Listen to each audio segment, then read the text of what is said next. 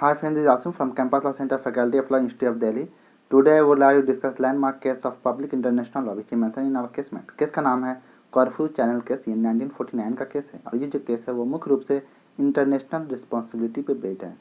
Principle of freedom of maritime communication ये कहता है कि अगर कोई भी सी रूट है और उस सी रूट पे किसी कोस्टल स्टेट का कंट्रोल है तो ये उस कोस्टल स्टेट की रिस्पॉन्सिबिलिटी है कि वो उस सी रूट को डेंजर फ्री रखे, पायरेट्स फ्री रखे और उसके मेंटेनेंस की रिस्पॉन्सिबिलिटी भी उसी कोस्टल स्टेट पे आती है।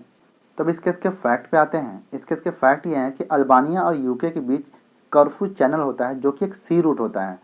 तो 1946 में ब्रिटिश के 2 वारशिप उस सी रूट से पास करते रहते हैं और जैसे ही वो अल्बानिया के टेरिटरी से पास करते हैं तो वहाँ पे एक सी माइनिंग होती है जिसमें विस्फोट हो जाता है और उस विस्फोट की वजह से जो ब्रिटिश के जो 2 वारशिप होते हैं वो डैमेज हो जाते हैं और ब्रिटिश के सिटीजन जो हैं वो मर जाते हैं। इसके बाद यूके अल्बानिया से कंपनसेशन क्लेम करता है। उसका ये कंटेंशन होता है कि ये जो सी रूट है वो उस पर कंट्रोल अल्बानिया का था, तो कोस्टल एरिया को डेंजर फ्री रखने की रिस्पॉन्सिबिलिटी भी जो है अल्बानिया की थी, क्योंकि अल्बानिया ने अपनी रिस्पॉन्सिबिलिटी को सही से नहीं निभाया है और इस वजह से वहाँ पर जो सी माइनिंग था उसमें विस्फोट हुआ है और उस विस्फोट के कारण हमारे सिटीजन्स की मौत हुई है, तो फिर अल्बानिया को ही कंपनसेशन देना होगा।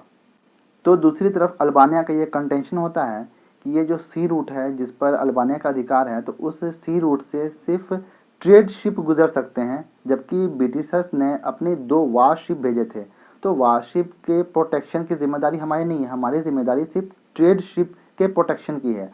और दूसरी तरफ अल्बानिया ये भी कहता है कि ब्रिटिशर्स जो है उन्होंने अपना वारशिप इस एरिया में क्यों भेजा, क्योंकि अगर वो अपना वारशिप भेजते हैं तो इससे अल्बानिया के सॉवरेनिटी का वायलेशन हो रहा है। तो इस केस का इशू ये है कि ब्रिटिशर्स ने जो अपने वारशिप भेजे थे और वारशिप जो डैमेज हुआ है तो क्या उस डैमेज का कंपनसेशन अल्बानिया को देना होगा या नहीं। और दूसरा इशू ये है कि क्या ब्रिटिशर्स ने अपने 2 वारशिप भेज करके अल्बानिया के सॉवरेनिटी का वायलेशन किया है या नहीं। तो जब मामला आईसीजे जाता है तो अब आते हैं आईसीजे के ऑब्जर्वेशन और डिसीजन पे। आईसीजे कहती है कि यूके और अल्बानिया के बीच में जो कर्फ्यू चैनल है वो तो एक सी रूट है और सी रूट से तो कोई भी शिप जा सकती है, चाहे वो वारशिप हो चाहे वो ट्रेड शिप हो। तो यूके ने अगर इस सी रूट पे अपना वारशिप भेजा है तो इससे अल्बानिया के सॉवरेनिटी का वायलेशन नहीं हुआ है।